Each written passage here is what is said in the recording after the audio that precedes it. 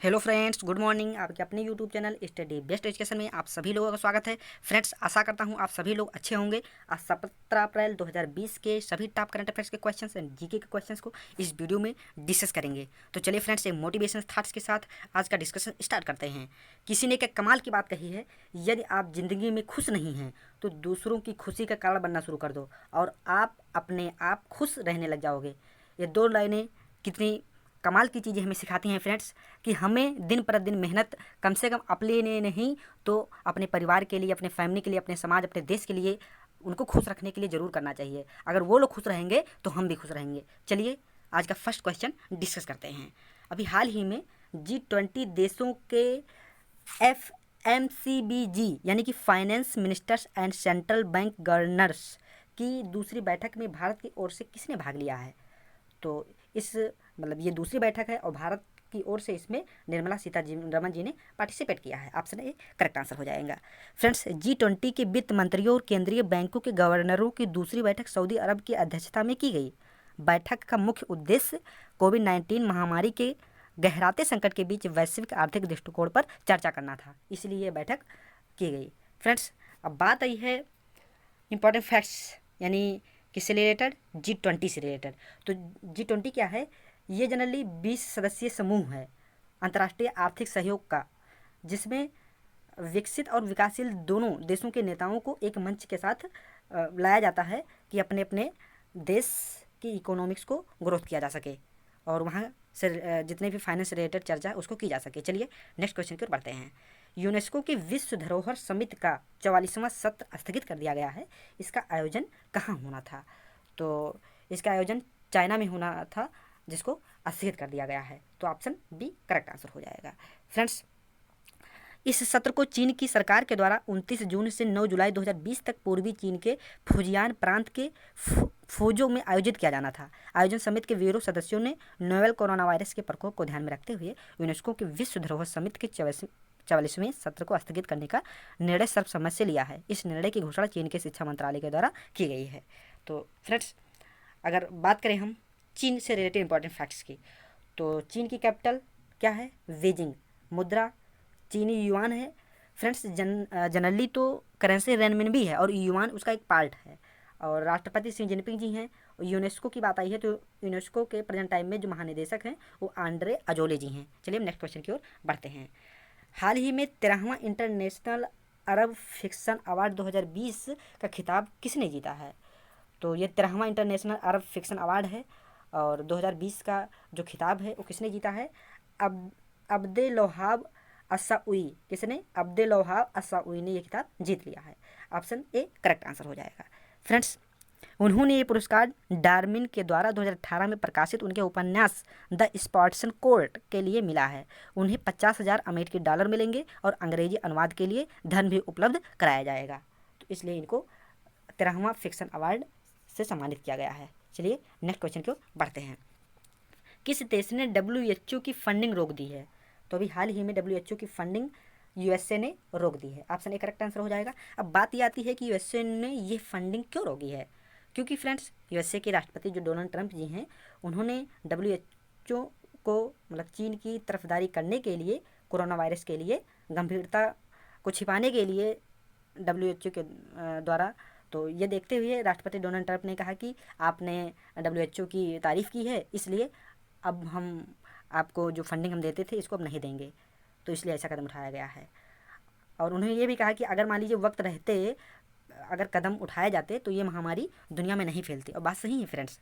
जो WHO के head हैं उन्होंने बहुत तारीफ़ की कि नहीं, चाइना ऐसा कुछ नहीं कर रहा है। और देखिए, थोड़े से परिणाम की वजह से आज कोरोना वायरस पूरे विश्व में फैल गया और जिसका परिणाम सभी लोगों को भुगतना पड़ रहा है। तो एक लोग की गलती से सभी लोग भुगत रहे हैं, इसलिए आप लोग भी सोशल डिस्टेंसिंग को फॉलो कीजिए, क्योंकि ये ऐसा वायरस है कि एक लोग से दूसरे लोग में होने के बहुत ज़्यादा चांसेस हो जाते हैं। इसलिए आप ज़रूर इन सभी चीज़ों का ध्यान रखिए। और फ्रेंड्स, जनरली ट्रंप जी ने ये भी कहा कि अमेरिका हर साल WHO को करीब 400 से 500 मिलियन डॉलर यानी करीब 3,000 करोड़ रुपए फंड देता है, जबकि चीन का योगदान इसमें 40 मिलियन डॉलर यानी करीब 300 करोड़ रुपए है सिर्फ। और सोच लो कि अगर 3,000 करोड़ रुपए वार्षिक यानी इतना फंड WHO को अगर USA प्रदान करता है। अगर कोई भी गलत WHO के द्वारा कदम उठाया जाता है तो उसकी फंडिंग को रोका भी जा सकता है, इसलिए USA ने ऐसा किया है, अच्छा भी किया है।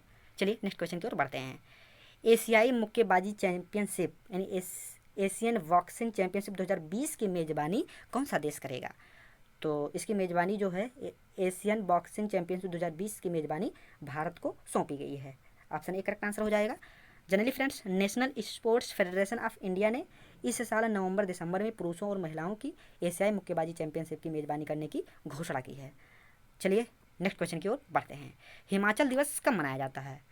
तो हिमाचल दिवस यानी हिमाचल प्रदेश अभी हाल ही में अपना 15 अप्रैल को स्थापना दिवस के रूप में सेलिब्रेट किया। ऑप्शन भी करेक्ट आंसर हो जाएगा। अब बात आती है कि इसका गठन कब किया गया था। तो हिमाचल प्रदेश का गठन जनरली 15 अप्रैल के ही दिन 1948 में किया गया था और 18 दिसंबर 1970 को संसद ने हिमाचल प्रदेश अधिनियम पारित किया तथा 25 जनवरी 1971 को हिमाचल प्रदेश पूर्ण राज्य के रूप में यानी वो अस्तित्व में आ गया। अगर बात करें हम हिमाचल प्रदेश की, तो हिमाचल प्रदेश के प्रेजेंट टाइम में जो मुख्यमंत्री हैं जयराम ठाकुर जी हैं। कौन है? जयराम ठाकुर। चलिए नेक्स्ट क्वेश्चन को बढ़ते हैं। विश्व कला दिवस कब मनाया जाता है? तो अभी हाल ही में विश्व कला दिवस यानी वर्ल्ड आर्ट डे ये 15 अप्रैल को सेलिब्रेट किया गया। ऑप्शन सी करेक्ट आंसर हो जाएगा। फ्रेंड्स, अब बात यह आती है कि ये किसके द्वारा मनाया जाता है। तो यूनेस्को के द्वारा विश्व कला दिवस को मनाया जाता है। अब बात आती है क्यों मनाया जाता है। क्योंकि कला के विकास, प्रचार प्रसार और कला को बढ़ावा देने के लिए विश्व कला दिवस के रूप में मनाया जाता है। इस दिन को एक स्वतंत्र और शांतिपूर्ण दुनिया बनाने के लिए कला को बढ़ावा देना एक माध्यम के रूप में भी मनाया जाता है, क्योंकि ये कलात्मक अभिव्यक्तियों की विविधता के बारे में अधिक जागरूकता को प्रोत्साहित करता है। अब बात आई है फ्रेंड्स इंपॉर्टेंट डेट से रिलेटेड क्वेश्चंस की। तो अप्रैल माह में जितने भी इंपॉर्टेंट डेट क्वेश्चन सेलिब्रेट किए उसको हम सेकंड से डिस्कस कर लेते हैं। चलिए फ्रेंड्स, अब बात आती है, अगर आपको याद हो तो मेरे साथ आप बोलते रहिए तो धीरे धीरे आपको याद हो जाएगा। 1 अप्रैल को उत्कलीय ओडिशा दिवस के रूप में मनाया गया। 2 अप्रैल को वर्ल्ड आर्टिज्म अवेयरनेस डे के रूप में सेलिब्रेट किया गया। 4 अप्रैल को अंतर्राष्ट्रीय खाद्यान्न जागरूकता दिवस के रूप में मनाया गया।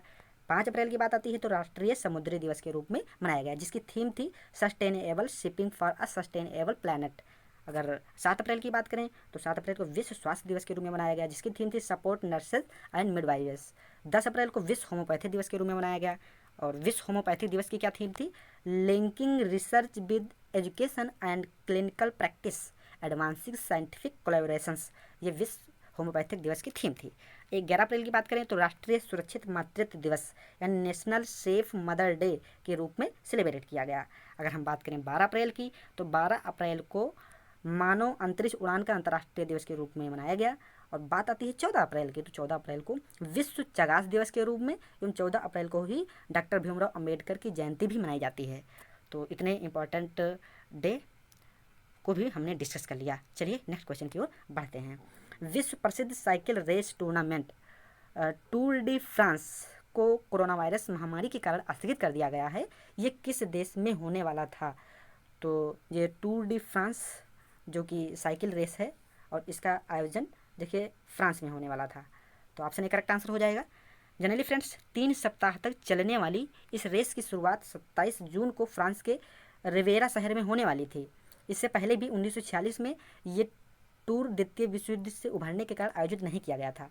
इसके अलावा प्रथम विश्व युद्ध के दौरान इस टूर्नामेंट को भी रोक दिया गया था। बात करें फ्रेंड्स अगर हम फ्रांस की, तो फ्रांस की कैपिटल पेरिस है जो कि सीन नदी के तट पर स्थित है। चलिए नेक्स्ट क्वेश्चन की ओर बढ़ते हैं। किस बैंक ने एटीएम लेन देन पर लगने वाले शुल्क को माफ़ किया है यानी माफ़ कर दिया है? तो ये SBI बैंक के द्वारा ऐसा किया गया है। भारतीय स्टेट बैंक ने घोषणा की है कि वह SBI यानी स्टेट बैंक ऑफ इंडिया के ATM पर किए गए सभी ATM लेन देन पर लगने वाले बैंक सेवा को माफ़ करेगा। यह निर्णय 30 जून 2020 तक लेन देन की फ्री सीमा से ज़्यादा होने पर भी अन्य बैंक ATM पर लागू किया जाएगा। जनरली जिससे भारतीय स्टेट बैंक का डेबिट कार्ड रखने वाले ग्राहक किसी भी अन्य बैंक से 30 जून 2020 तक बिना किसी अतिरिक्त शुल्क के ATM से नकद निकाल सकते हैं। यानी फ्रेंड्स अगर हम मान लीजिए SBI का ATM कार्ड है, उसके द्वारा अदर बैंक से भी अगर हम पैसे निकालते हैं तो उसके लिए कोई चार्ज नहीं देना पड़ेगा 30 जून तक, और ये कोविड-19 के कारण ऐसा किया गया है। चलिए नेक्स्ट क्वेश्चन को पढ़ते हैं। नेक्स्ट क्वेश्चन है, सामाजिक नवाचार के लिए किस कंपनी ने एडिसन पुरस्कार जीता है? तो सामाजिक नवाचार के लिए टाटा पावर ने एडिसन पुरस्कार जीता है। तो ऑप्शन बी करेक्ट आंसर हो जाएगा। फ्रेंड्स, अगर हम बात करें तो जो एडिसन है, तो ये एडिसन कैसा अवार्ड है? जनरली फिर एडिसन अवार्ड दुनिया भर के सर्वश्रेष्ठ नवाचारों और इनोवेटर्स को सम्मानित करता है। साथ ही ये नए उत्पाद और सेवा विकास, विपणन, डिजाइन और नवाचार में उत्कृष्टता को सम्मानित करता है। पुरस्कार विजेता उत्पादों और सेवाओं, नेतृत्व और नवाचार में उत्कृष्टता के लिए 4 मानदंडों के आधार पर चुने जाते हैं: संकल्पना, मूल्य, वितरण और प्रभाव। अगर बात करें इस पुरस्कार की शुरुआत की तो 1987 में थॉमस अल्वा एडिसन की स्मृति में इस पुरस्कार को देने की शुरुआत की गई। और generally friends, Thomas Alva Edison के बारे में सभी लोग जानते होंगे कि विश्व को उजाला देने के काम, बल्ब देने के काम किसने किया? थॉमस अल्वा एडिसन ने किया। चलिए, अगर हम बात करें फ्रेंड्स टाटा पावर के सीईओ की, तो प्रेजेंट टाइम में परवेश सिन्हा जी हैं। टाटा पावर का मुख्यालय मुंबई, महाराष्ट्र में है। नेक्स्ट क्वेश्चन की ओर बढ़ते हैं। नेक्स्ट क्वेश्चन है, कहाँ की सरकार ने YSR निर्माण कोविड-19 पोर्टल्स का शुभारंभ किया है?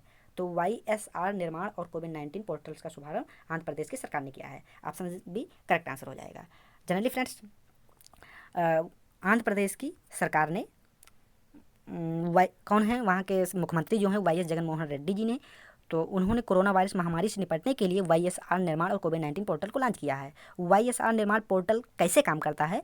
तो यह YSR निर्माण सीमेंट प्राप्त करने की विभिन्न विभागों की सहायता के लिए शुरू किया गया एक वेब पोर्टल है। इसमें खरीदार विभिन्न सरकारी परियोजनाओं जैसे पोलावरम, आवास आदि के लिए आपूर्तिकर्ताओं से आवश्यक सीमेंट की संख्या का पता कर सकते हैं। चलिए नेक्स्ट क्वेश्चन की ओर बढ़ते हैं। पेटीएम जनरल इंश्योरेंस लिमिटेड के नए MD एंड CEO कौन होंगे? तो अभी हाल ही में पेटीएम जनरल इंश्योरेंस लिमिटेड के नए MD एंड CEO यानी चीफ एग्जीक्यूटिव ऑफिसर, इनका चुनाव कर लिया गया है। तो ये कौन होंगे? ये विनीत अरोड़ा जी होंगे। ऑप्शन बी करेक्ट आंसर हो जाएगा। फ्रेंड्स, इससे पहले विनीत अरोड़ा जी एगान लाइफ इंश्योरेंस कंपनी के प्रबंध निदेशक और मुख्य कार्यकारी अधिकारी के रूप में कार्य कर चुके हैं।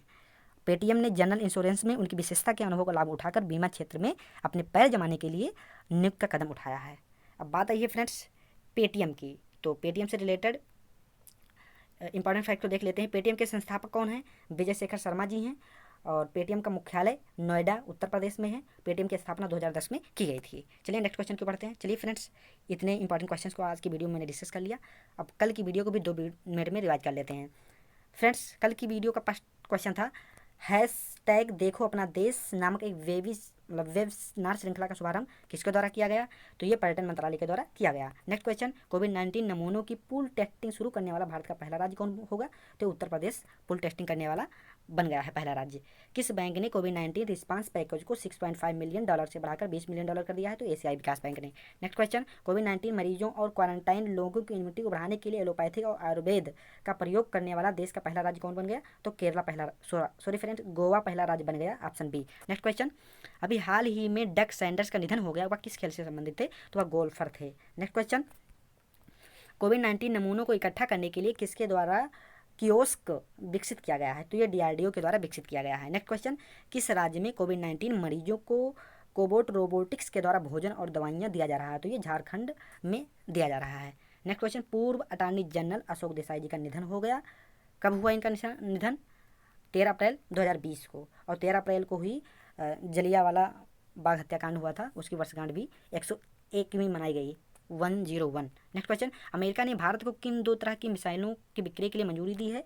तो कौन 2 तरह की मिसाइलें हैं? टारपीडो, लाइटवेट और हार्पून एयरलाइंस। नेक्स्ट क्वेश्चन, कोविड-19 के कारण रोजर्स का महिला टूर्नामेंट कब के लिए स्थगित कर दिया है? तो ये 2021 के लिए स्थगित कर दिया गया है। अन्नपूर्णा पोर्टल और आपूर्ति मित्र पोर्टल किस राज्य की सरकार के द्वारा लॉन्च किया गया है? तो ये उत्तर प्रदेश सरकार के द्वारा लॉन्च किया गया है। Option B. तो कल की वीडियो को भी फ्रेंड्स हमने रिवीजन कर लिया। आशा करता हूँ आप सभी लोगों को ये वीडियो ज़रूर अच्छी लगी होगी, और वीडियो अच्छी लगी तो प्लीज़ एक लाइक के साथ अपने फ्रेंड्स जोन में ज़रूर शेयर करें, क्योंकि आपके एक लाइक से हमें नेक्स्ट वीडियो बनाने के लिए मोटिवेशन मिलती है, और लाइक करने से कोई नुकसान नहीं होता है फ्रेंड्स, इसलिए आप लोग लाइक ज़रूर किया करें। चलिए फ्रेंड्स, वीडियो देखने के लिए बहुत बहुत धन्यवाद।